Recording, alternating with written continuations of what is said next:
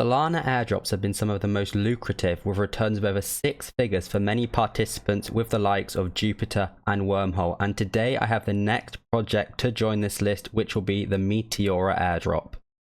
So I started farming Meteora like everyone else, not quite sure what liquidity was, not quite sure how this dynamic liquidity market maker system worked, and I just wanted to get some MET points with some spare tokens I saw some people talking about on Twitter.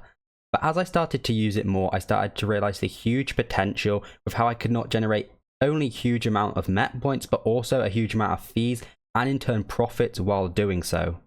So today I'll go over what the project is, why you should get involved, who it is for, and the best methods to earn MET points and profits. This is not seen on Twitter or YouTube, and you won't see any of these methods talked about. And all of the content in this video and new updates that come out will be in this article, which you can see on the screen right now. So if you want to keep up to date, make sure to check that out and join the Discord, where I will be showing my trades to earn maximum points.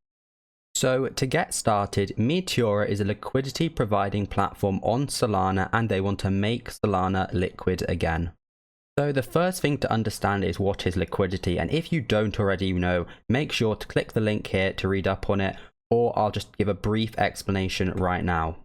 So if I head over to Dex Screener, you will see token pair, and the tokens are swapped together. Now I'll click on a random pair, and we can see that this is being routed through Radium, this particular one. So every buy and sell is using the tokens that are on Radium. So a simpler example is if we take USD and Sol, and I'm changing 50 USD to 0.37 Sol. This is being routed through Radium, and in turn, I'm taking 0.37 Solana out of the Radium pool, which someone has supplied, and I'm putting in 50 USD, which they will receive. So just an easier way to think about it is a giant treasure chest, and you put in two assets such as Jupiter and Sol, and what this chest enables is the exchanging of these two assets, and as a reward for providing the liquidity, you earn a small share of the fees during the swaps. And the truth is, it does take a while to fully understand how all these different curves and fully understand what it means if you're not already familiar. It took me weeks to learn as well. So back to Meteora, one of the first things to note is they do have one of the same co-founders as with Jupiter, and a lot of the launches on the Jupiter LFG pad do use the Meteora curve to launch. And for the MET token, which is targeted for Q4 of this year, I believe, but there's no set date, is they have 10% of the token supply for people that use the Meteora liquidity pools platform, and 2% for their memecoin stimulus, which is quite a large amount. If we head over to DeFi Llama and we scroll down on Solana, we can see Meteora is ranked 11 for total value locked at 223 million, but currently they don't have any points UI. People are doing it unofficially, but even with this ranking, I think it has a huge potential. So in order to start earning points, you need to earn value in fees or per dollar of locked liquidity each day. So if we look down here, we can see that for every $1 of total value locked per day, you will earn 1 point. But we can also see they have this: for every $1 of fees generated, you will earn 1,000 points. So based on this, we can clearly see generating fees is the best way to get MET points, as you would need $1,000 for the equivalent of just $1 in fees, which is a lot simpler. So the first and safest way to start generating points with fees is in a safe, stable pair such as USDC to USDT, Sol to USD, or even something like potentially Bonk to USD. And the safest way is to use the dynamic pools. So if you head on to Meteora, go to pools, you will see this list. You can go to dynamic pools, and the feature of these is they require no active management. So you set up the position and then you're all good to go. What I can do is select max bonk, and I will see I will put equivalent amount of each of these. I can see the total value locked. So every day with this, I would be earning 200 points based on the dollars locked and whatever I can generate in fees. If we go over to look at some of these stats, which are important for the fee generation, we can see there's a huge amount locked in this pool, almost 300,000.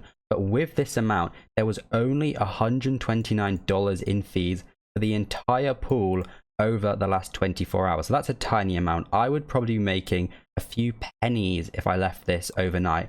We can see the total yearly returns. And for me, for what we're trying to do, if you are trying to make points, this is not ideal. So it can be a good option.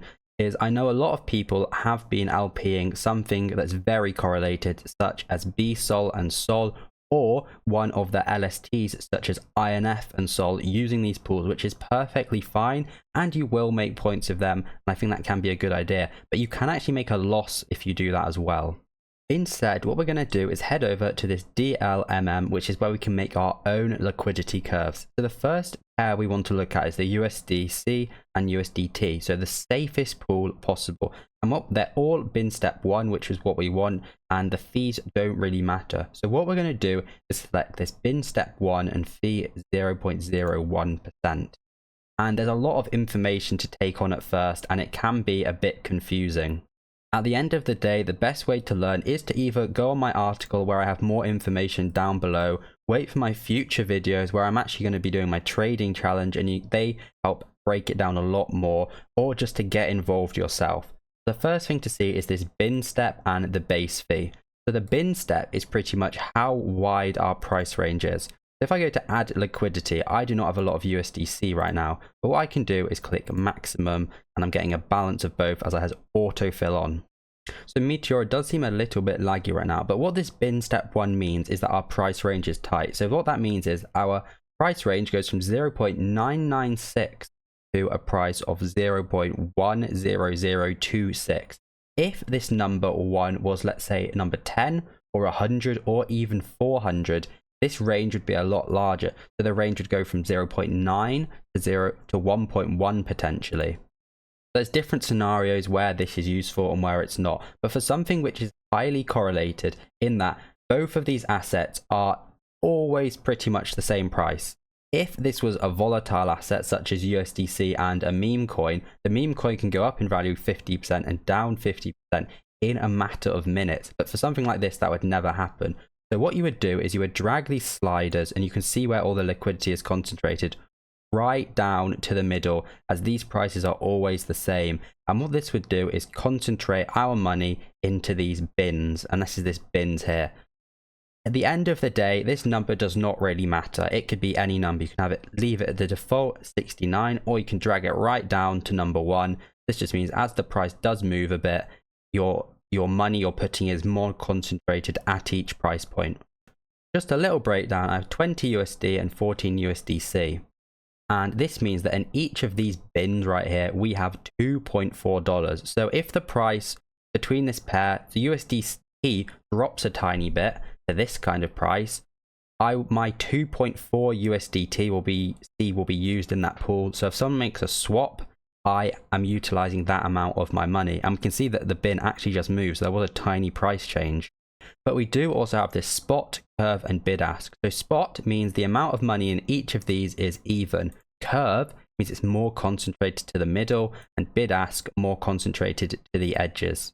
So I've opened a graph of BONK and USDT, and as we can see, that most of the liquidity is concentrated at this line. So if we had a range from 0.0003 to this upper price range, and we had 50-50 and the price started here, we could go with this curve. So for USDT and USDC, this is a very useful situation, as most of the trading happens in a very concentrated area. But in general, for the majority of what I do, spot is ideal. Only in specific scenarios would you want to go with the others. So don't trouble yourself with them too much. So we're going to go back to our BONK and SOL example, as it's a lot easier. When we search this, we can see that there's a ton of pools, and it's just so overwhelming for which one to pick. So in order to do this, you do have to look at this bin step and fee, as they make up a lot of the decision.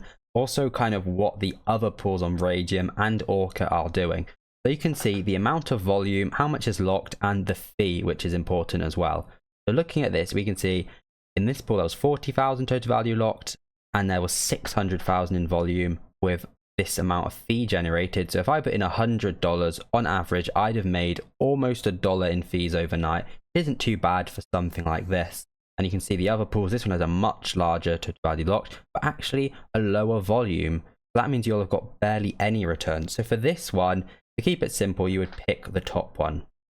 And then what I recommend doing is copying this code at the top, the kind of address. You might not be able to see it, but you know, it'll say DLMM/, copy that and put it into Dex Screener. Then you will be able to see the graph.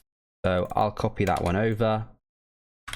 And I actually have a different one open right now when this particular pool got a lot of liquidity. And as you can see right now, it got barely any. So we would not want to do this one.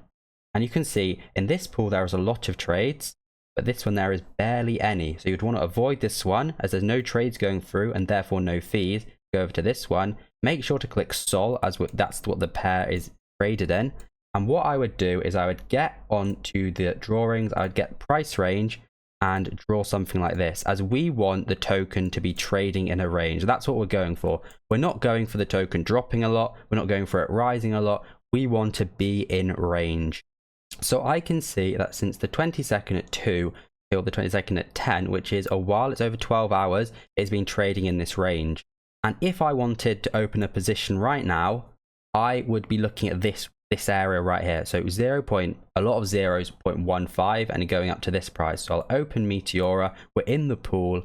And since in our range, this is actually at the lower end, I am not going to want to go 50-50. I'm going to want to go one-sided with bonk. So if the price was in the middle, what I would do is I would leave that normal, select max, and I have a balance of both with my range set up. But I do not want to do that. I'm turning off autofill, and I do not want any Solana.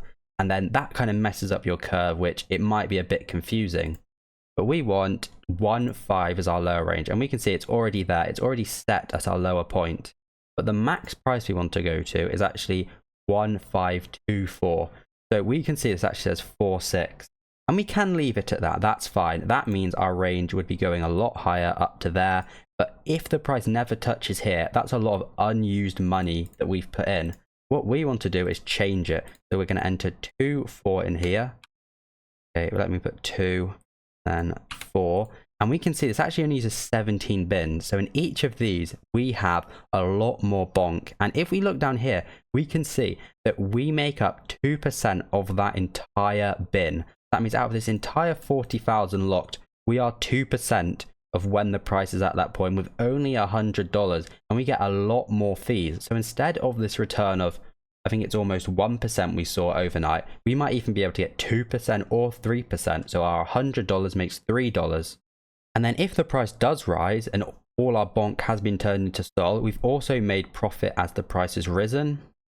But if it does drop out, obviously we're just left in the same scenario we were in before, just holding the bonk. So there's not too much downside. The only downside is if it drops out the bottom or goes crazy out the top, we get impermanent loss. And what this means is if it goes out the top, if it goes to here and then back down, we're fine. We're back where we started, but we also made fees. If it goes out the top though, we will not have any bonk once this top price is hit. We will have gone through all of the bins and all our bonks swapped to Sol. And then if the price triples from then, we're not getting in on any of those gains. That's why it's called impermanent loss.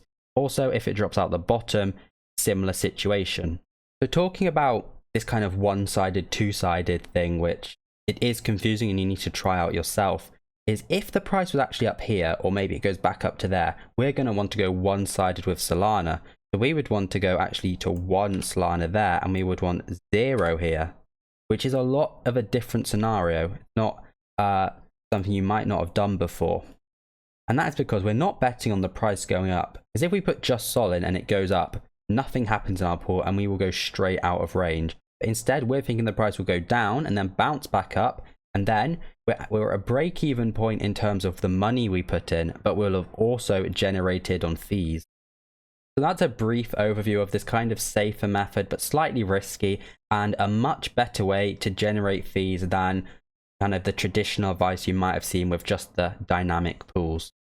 Again, try it out yourself, join the Meteora Discord, join my Discord, and I will be going over my trades and probably live streaming them to help everyone understand.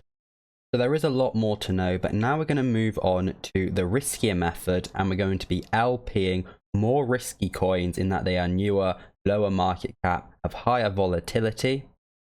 And we're also going to be setting, tighter ranges with our curves and having to adjust them more. So this is higher risk. You have a greater chance to lose money, but a much greater chance to gain fees and a lot more points when you know how. So I'll go over the basics now, but make sure to join the Discord and watch my videos where I'll go over my trades doing this. The first thing I'll say is set up BullX. And the reason I say this is when we're buying some of these meme coins, we're going to be wanting to sell them quickly after we take them out of liquidity. And you can use regular Jupiter swaps, but I recommend BullX as it is a lot more friendly and a lot quicker. So I do have a guide on this, but just use my code or just use any code down below. And I'm using the funds in this wallet, so I'll fund this wallet. This is a new thing. I only started yesterday at the time of recording as a new method. And when I say high risk and a meme coin, it could be anything from a 250k market cap all the way up to a 20 or 30 million, or even something like the celebrity meme coins that went a lot higher, maybe up to 100 million. These are all classed as risk. The best place to find these coins is in the Meteora Discord in the DLMM ops bot, and normally these ones with the highest returns in the last hour, they are the ones you want to be looking at. But there's a lot of other places. You can simply look at the top bar on Dex Screener. Normally these are quite new, have a lot of volume, such as this one, which is about a meme. We're going to switch over to Sol, and we can see it was trading down here. It had a run up and now it's in this range, and it looks like it had really good volume, but it has dropped off a bit right now. But obviously this is the raging pool, so we want the Meteora pool for this. So what we'll do is we'll search the token again like that. And what we'll do is we'll probably select the Meteora pool, and there is a few, but we went over how to choose it. And we can see this is an active pool. It has quite a lot of trades in, and we can also see the volume. So if we can look at the volume, the amount of liquidity locked and the volume in the pool, and see if these are something we want to get involved in to get fees. Remember, the higher the volume in that time period, the better the returns. So right here it would have been a good area, could have traded in that, and then it had a shoot up, and you'd have got all the fees, you'd have made profit on your tokens, and you'd have the Meteora points and extra Solana.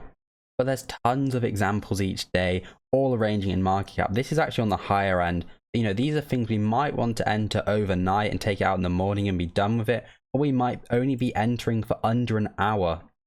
So for something like this, you might think that the risk could outweigh the reward a bit. So for a token such as this, I would want to go 50-50, and I would set my range something like the lower range right here, and the upper range we might want to go to the highs, or we might want to bring it down to here, probably going 50-50. So I would find the token on Meteora. So first of all, I'll head to BullX to buy, as I'm using this wallet for it. I'll buy, it will be a lot quicker, and I'm locking in my price, which I am purchasing the asset at, which we know is this middle point right here, as we're wanting to go 50-50. Now I'm going to do this range, but you might narrow it up if you want to get more fees, but higher risk of it dropping out your range. You just need to learn and find this stuff out for yourself. We'll just go with this larger one. So that should have gone through, and we did make the purchase. Now I can head over to Meteora. We can see my balance is already updated, and we know the pool I'm in. So we picked our range as 0.0012. So I just want to refresh it, and it looks like it's kind of automatically this wider range and up to 0.223. Back over, and it looks like it's a bit high, so it would go like that, and it narrows it down a tiny bit, and we're doing 50-50, so it's like max here, and it auto balances here.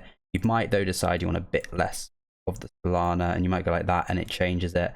And you can also drag to change your curve, so that's a very nice feature.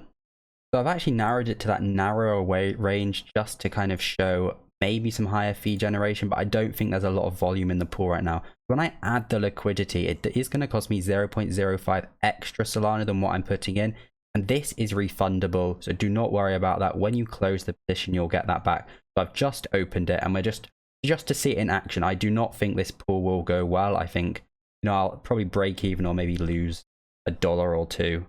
As this wouldn't be my ideal trade to go into. I don't see any other opportunities where I can show good action right now. So the pool's active, and you can see my tokens being traded, and you can just see what's happening dynamically. You can see some of my tokens got swapped for Solana just now, and that is because the price is going up a tiny bit with a tiny bit of volume. So I'm getting that, but we can see the fees didn't go up. And what that tells us is that the price has gone up, so my tokens have traded a bit, but it wasn't in this particular pool on Meteora. It was actually going through some other pools, and I got a tiny bit of Solana as fees.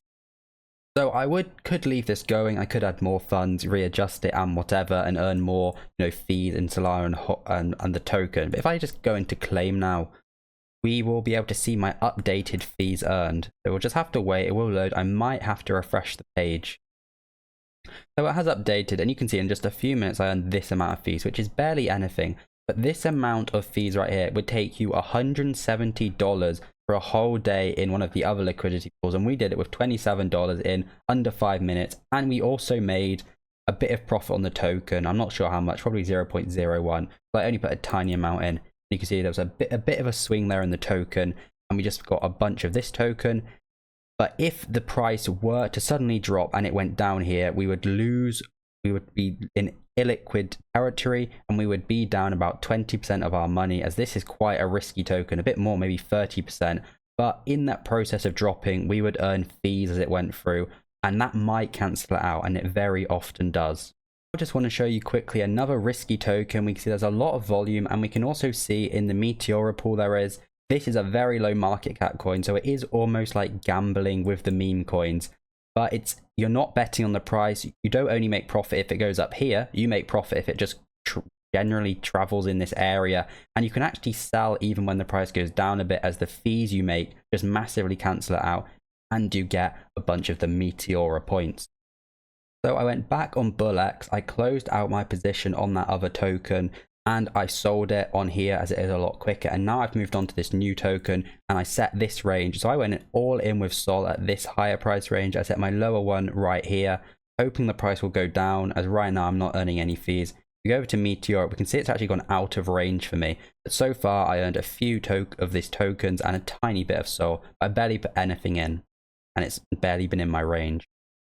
So I just claimed some fees, and we can see this is very volatile. I entered it at a quick drop, so I would have lost money, like 20% there, but it's come back up a bit. I have nearly made $1 in fees very quickly off this one. Now I can either turn this off, and I could add my fees back, maybe with this curve, so I can earn a bit extra when it goes into the upper price, or I could go back over to BullX, and I could set a limit order. So if the price drops to a price of, let's say, a drop of 20%, we could put 5 there. If it's going to drop down to here, sell all of the fees I've made, as I made some fees in the token and some in the Solana. I've just changed wallet, and you can see on this wallet, with this particular pair with Andrew Tate's coin, I earned nearly $90 in fees. So this amount of fees is going to put me ahead of the majority of people. This is nearly, 90,000 points? Or 9,000 points? And I think, realistically, you want 10 million points. Now that's a lot. That is, I think, $10,000 in fees. And I think trying to get to something like that level will put you for a very strong airdrop. I think if you're going a few dollars in fees, even if you're putting a few $1,000s in these stable pairs, it's not enough for a good airdrop allocation. So that's pretty much everything about the basics. I know it would have been a bit confusing, and I missed out probably a lot of stuff, but make sure to check out the Meteora Bootcamp, this article, and just to start trying it and, talking to some people that are doing it, just to get some hands-on experience. And just it is a bit too confusing, just pick 2 coins you have which are stable, you think they're going to trade in between a certain range, and LP them on as tight a range as you can, which is within your risk parameters. And make sure to check out my 1 Solana to 10 Solana, or however much it is, Meteora challenges. That's where I'm going to be going over my trades, maybe live, so you can see how I am using the features and getting as many MEP points as possible.